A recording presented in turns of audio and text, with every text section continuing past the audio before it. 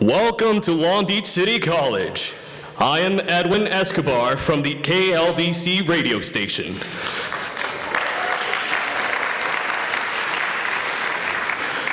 I want to thank the LBCC Eco Club, the LBCC Philosophy Club, the LBCC Foundation, and the LBCC Equity Initiative for bringing Van Jones to campus today. After today's lecture by Van Jones, there will be a Q&A in which members of the audience can ask a question of Mr. Jones. Please complete a comment card if you have a question to ask. At the conclusion of the Q&A, you can check your ticket at the Eco Club table to see if you have won a giveaway prize outside. The prizes are a book by Van Jones, a solar cell phone charger, recycled notebooks, recycled pencils, and the LBCC thermal container. Lastly, we have a free lunch offered to all attendees on the steps of the auditorium, and we invite you to visit the local organizations that are tabling at the Green Fair today. I am now thrilled to introduce you our featured speaker, Mr. Van Jones.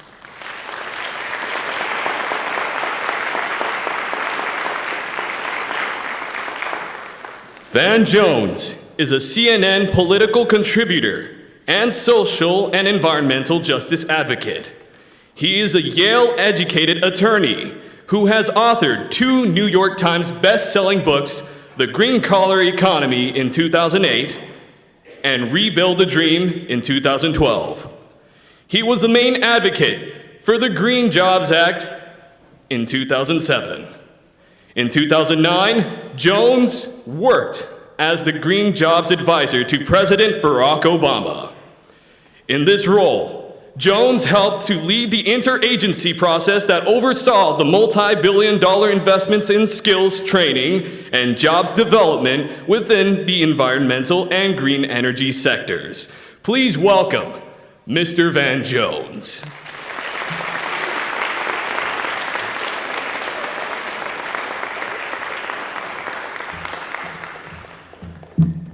If I had his voice, I'd be even more famous.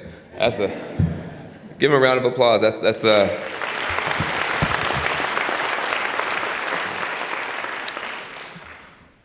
Look, I'm happy to be here, but I'm not happy today. I imagine many of you know what it's like to lose somebody that you care about. And one of my closest friends passed away this morning. He was a musician, he's a rock star. His name is Prince. And if you know anything about American culture, Prince basically defined what we now call pop music, videos, 57 years old, and very close friend of mine, and he died today. So I think that in some ways it's good that I'm here, because in fact the way that Prince and I met and the reason that we got to be so close is because he did so much to help me as an environmental activist and advocate. And so I just want to tell you, a little bit about our story. And you might think it's weird if you just pay attention to what they say on the news or just what they put in the magazines or just what you would hear. You would never think, when you think about the environment, that there'd be any people of color caring about that at all, let alone one of the most famous African-American artists in the history of the world, like Prince, or a civil rights lawyer like me. So how is it that of all the things that could bring a civil rights lawyer in Oakland and a rock star together, that the environment winds up being the issue? Well, in order to kind of resolve that mystery, I have to tell you a little bit about myself. I think I'm probably not very different than most of you. I'm not a rich man's child. I wasn't born with a silver spoon in my mouth. I didn't know they had silver spoons. I'm not sure why you would need silver for a spoon. I was maybe born more with a spork.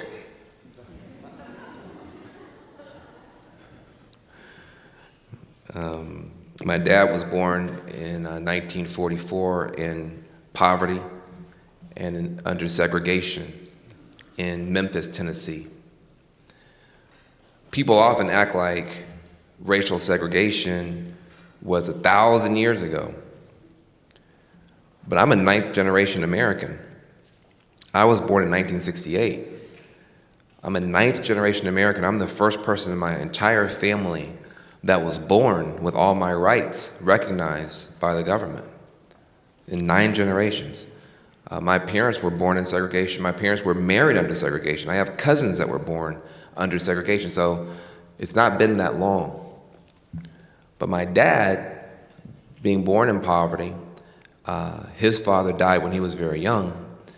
And one of the last things that my grandfather said to my father was 5 years old, he said, "I'm gonna not be here.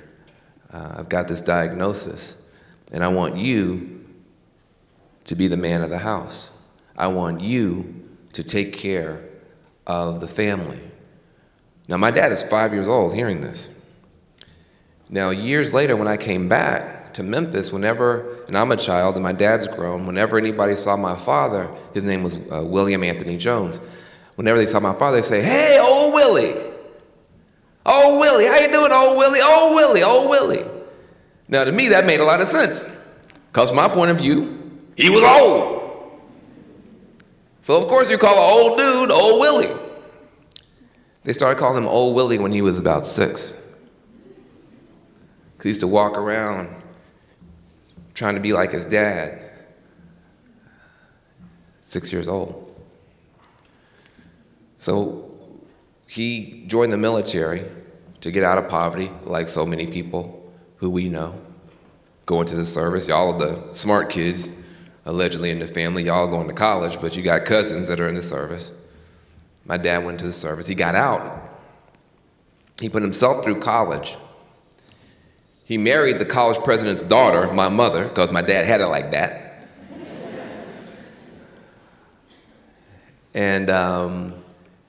But he didn't stop there. Then he put his little brother through college, which many of you are probably planning to do. Then he put his little cousin through college. And he didn't stop until he got almost his entire family out of poverty. And I was a nerd, a geek. And my father was Willie Jones, who was tough and didn't want his children in any trouble at all. So I got very good grades. I never got in trouble. And I wound up going to Yale for law school. But before I got to Yale, I went to the University of Tennessee at Martin, which is a local school, kind of like this school. We didn't have a lot of fame and recognition. I had a little scholarship, but I also had to work. But I knew that if I applied myself, that if every class I aimed to get an A. We had a little club, we called it the Oh No 4-0 Club. And we would compete against each other to see who could get a 4.0 that quarter. We did that just because, in the South at that time, a lot of the African American students, we didn't feel that welcome on the campus. We wanted to prove a point that we deserved to be there and that we could be just as good as anybody else. And so we would always sit on the front row, and at the time they had this thing called, I'm sorry, everybody in the world's calling me because of Prince. But, hold on one second. Baby, I'm giving a speech and I'm sorry. Can we talk later? Okay, bye. So. Gotta keep it real, I'm sorry. Family first, I'm sorry.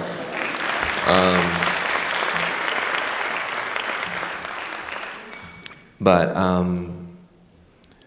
you know, part of the thing is that when you go to a school that's not got the big fame, doesn't have the big name,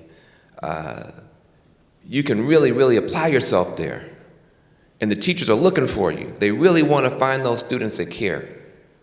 And they'll go above and beyond to help you. And so we used to sit on the front row. Every class, you know, you're not going to catch us on the back row. We sit on the very front row. And I learned to sit on the front row right here, because most teachers are right-handed. And they can't help themselves. They kind of turn to the right. I'll be right there. I'm here. I got a question, you know. And teachers recognize, okay, this is a serious student. He really wants to learn stuff. And if we got a 4.0, any quarter we got a 4.0, we literally go dancing through the yard. Oh no, 4.0. Oh no, you know, try to make it cool to have good grades. So that might sound corny, but then I wound up getting accepted to Yale Law School, the #1 law school in the world. 10,000 people apply. They only let in 140 students a year out of 10,000. And so I applied. My grades were very good. I was very involved in everything. I was a part of the student government. I was a part of the student newspaper. I started my own newspaper. I was very actively involved. And then the LSAT, the test you had to take, the first crack I took of that test, I scored in like the 50 percentile. That's not good, in case you don't know. That's like bad.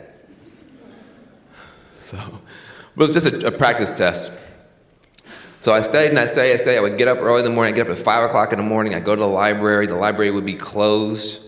I still remember sitting down with my butt on the sidewalk and my back against the cold glass, waiting for the library to open. I would go in, and I would go down to the basement of the library. The library would be empty, and the little fluorescent lights would be flickering on while I'm going in.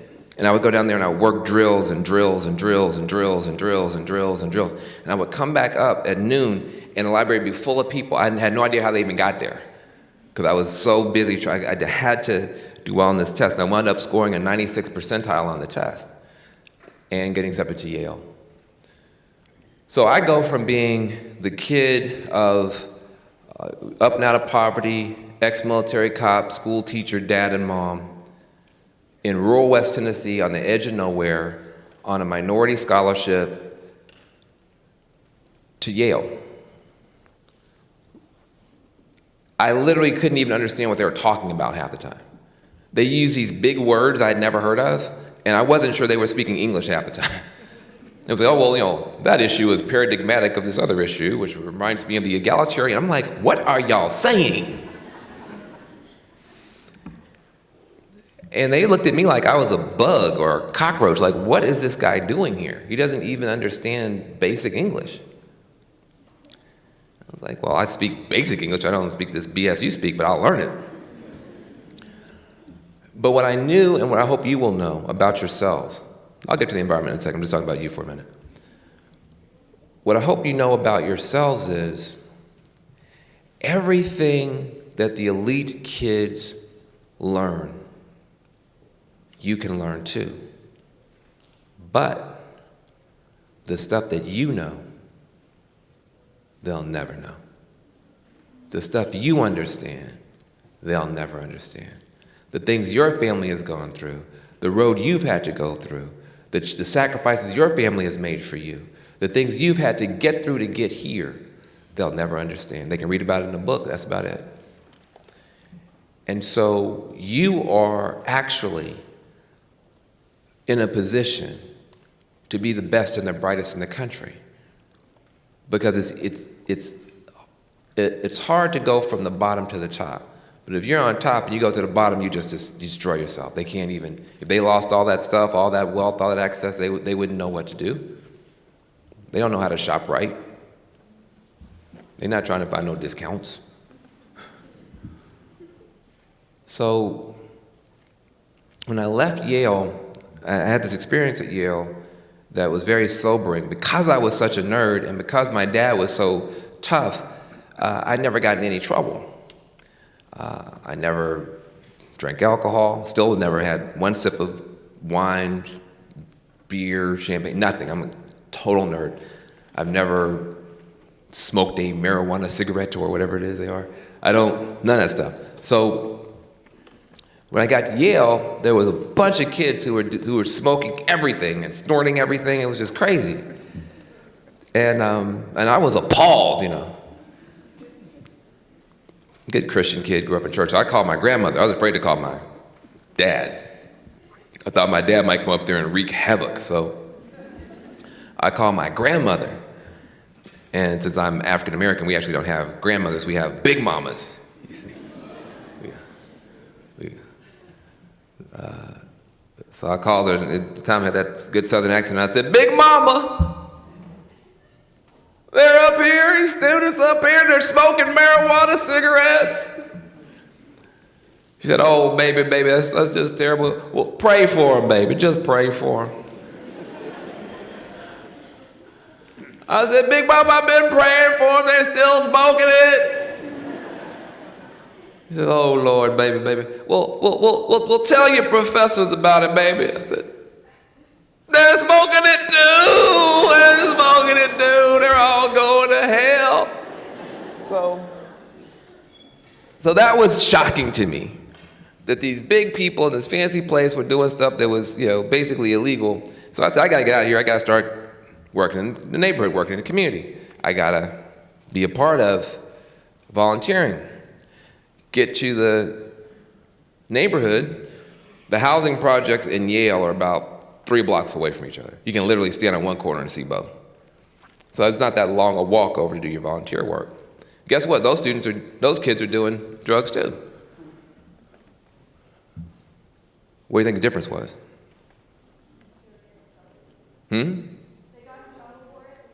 They got in trouble. Same age group, same drugs, same town, 3 blocks away from each other. These kids, if at worst wind up going to rehab, these kids went to prison for exactly the same thing. Now that shocked me. Here I'm in law school learning about liberty and justice for all, but I can walk out the front door of the law school and see it's not true. I can see something's wrong. So I said, I'm going to do something about that. So I used my law degree to become a civil rights lawyer. I sued police departments in San Francisco and Oakland. I worked to close prisons. I started an organization, my own organization, called the Ella Baker Center for Human Rights. We had a campaign called Books, Not Bars. Books, not bars. Schools, not jails, basically. And we worked hard, and we wound up closing 5 youth prisons in California. We cut California's youth prison population by 80% without any reduction without any increase in, yeah, you can clap for that.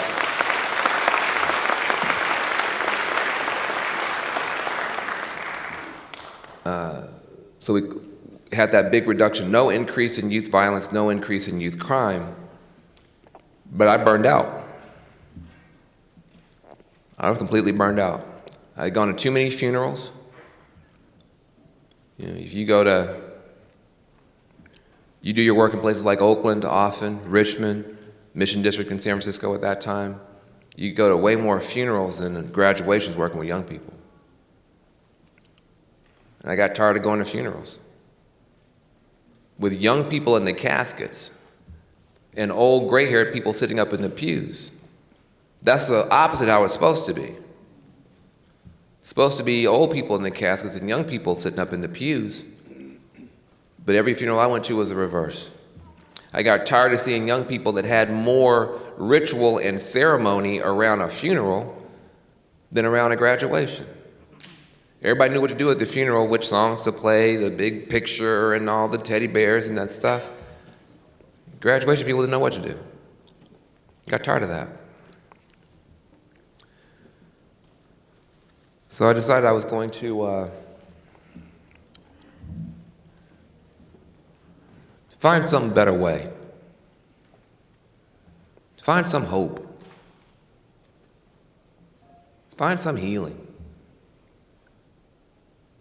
And in doing so, I started going to these retreat centers,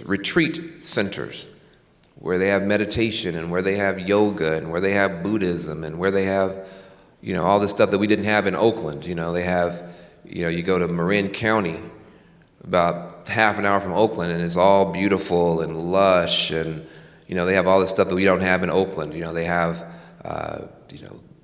solar panels on the houses, and they have hybrid cars, and they have, organic food, all the stuff we don't have in Oakland. They have, stuff like salads, and I started to heal, but then I got to drive back to Oakland. In Oakland, it's cancer clusters, it's pollution, it's no jobs, it's all kind of drama. And I'm driving back and forth across this bridge. And I'm saying, well, how come they have all this ecologically positive stuff in Marin County? Why do they get the clean water, the clean air, the cool technology, the solar panels, the hybrid cars? And then you come back to Oakland and it's all bad. The people are good, but a lot of circumstances are bad. And I said, the young people in Oakland need green jobs, not jails. They need green jobs, not jails. Why can't the young people in Oakland have jobs putting up these solar panels? Why can't the young people in Oakland have jobs manufacturing these wind turbines and these new smart cars? Why can't the young people in Oakland have jobs creating organic gardens and organic farms in Oakland? Why can't the young people in Oakland, African American, Latino, Filipino, Samoan, why can't those young people in Oakland be a part of this green wave of new technologies? Shouldn't the green wave lift all boats? Shouldn't everybody be a part of the green future? Why should we have ecological apartheid? Apartheid like they had in South Africa, where the whites had all the good stuff and the non-whites had all the bad stuff. I said, now we have ecological apartheid, where one community has all the ecological good stuff and the other community has all the ecological bad stuff. That's wrong. It's going on in Flint, Michigan right now. I said, why don't we have green jobs, not jails? So I started working on that. See, I didn't come to it from the perspective of the whole planet or the big ecosystems or, the polar bears or any of those things or the rainforest. Those are very important issues. In fact, if you don't have rainforest, if the rainforests go and the polar bears go, you're next, okay? So don't let anybody tell you that you're not supposed to care about the rainforest, you're not supposed to care about the polar bears. But you also have to care about Pookie on the street corner. You also have to, the polar bears are important, but Pookie and them are important too. Juanita's important. Run is important. Little Ray Ray. You know what I'm talking about. Your other cousins. Not here and not in the military. What about them? Do they count? Do their lives matter? So I went to the Oakland City Council, and you'll be surprised what you can do. If you work hard, like I can tell you work hard. If you work hard and pay attention like you've been doing, taking notes, and I see you, that's you just like me. You'll be surprised what you can do when you leave with your degree. It's not just about getting a job, it's important, but sometimes you can give a job, you can create your own business, you can create your own not-for-profit if you want to, and give jobs. And not only that, you can go and not just be the victim of the law and the victim of whatever the system says, you can go and change the system. So here I am, I got out of law school, I was 24 years old. By the time I got to be 34, I was tired, but I said, I want to do something to make a difference. So I went down to this Oakland City Council, and I talked to those elected officials. And I said, they had a little bit of money from a lawsuit, basically, that was left over. They're trying to figure out how they were going to spend it. I said, give me that money. Sorry. Hey, I'm giving a speech. Yeah, please answer. I need you. Okay. Thanks. All right, bye. That was Lauryn Hill.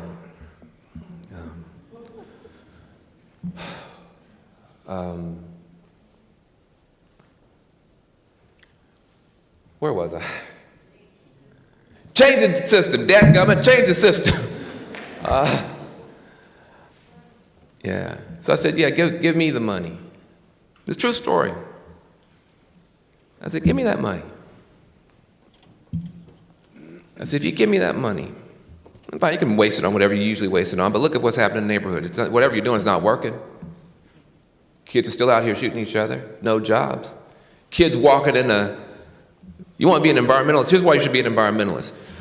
Kids walking into high schools, kids walking into junior high schools, kids walking into elementary schools, setting off metal detectors, not because they have a gun, not because they have a knife, but because half of them have asthma inhalers. Because they put poor people next to polluted places. If there's a nasty factory, a nasty incinerator, belching pollution into the air, they don't put that next to a mansion. They don't put that up in the hills where the rich folks live. They make sure that poor people and polluted sites are right next to each other. So all that pollution goes right into the lungs of young kids who are poor. Mostly African American, Latino, other disadvantaged Native Americans. Poor people. If you hate poverty, you got to hate pollution. Because the poor people get hit by pollution worse than anybody else. Literally setting off metal detectors all over Oakland, not with weapons, but with asthma inhalers. No asthma inhalers in Marin County. I said, give me the money. Let me create a job training program to get these kids off the street corner. I love these kids, but they get on my nerves standing in front of my house. I'd rather them be on top of my house putting up a solar panel. I'd rather them be inside my house weatherizing, putting in clean, non-toxic insulation and replacing boilers and furnaces so that people can save money. I said, I'm a different kind of environmentalist. I'm a social uplift environmentalist. I want to use every good green solution to help the people that need help. So I said, give me that money. Here's what I can do. I'm going to start something called the Green Jobs Corps. Somebody talking? The Oakland Green Jobs Corps. And I said, what I'm going to do is I'm going to get some of these young men and women standing on street corners with nothing to do. I'm going to train them to put up solar panels and weatherize homes. Why? It's the most efficient use of those dollars. I said, you give me $1 for this program. As soon as this young woman or man stands up, trained, that $1 just cut the unemployment rate. But it's just getting started. Once that young person walks across the street to go to your grandmother's house and start weatherizing so that house doesn't leak so much energy, putting in good insulation so that house doesn't leak so much energy. Once that person starts putting up those solar panels, that same dollar that cut unemployment now just cut her energy bill. Now instead of paying $100 a month, she might be paying $5 a month. But that dollar is still going. Now because that house doesn't have to suck so much power, you cut that energy bill, but guess what? Now that coal-fired power plant, that nasty, polluting power plant, that same dollar that cut unemployment, that same dollar that cut our energy bill just cut pollution. Why? Because that power plant doesn't have to now work as hard. If you can cut her energy bill by 80%, you just cut the pollution by 80%. And guess what? That dollar is still out there working. Now, you can take the savings from that home and put it right back into my program. And now I'm not just recycling cans, I'm recycling dollar bills and cutting unemployment, home heating costs, and pollution. That's the kind of environmentalism that we need. See, that's good for unemployed kids. That's good for low-income homeowners, and it's good for the planet.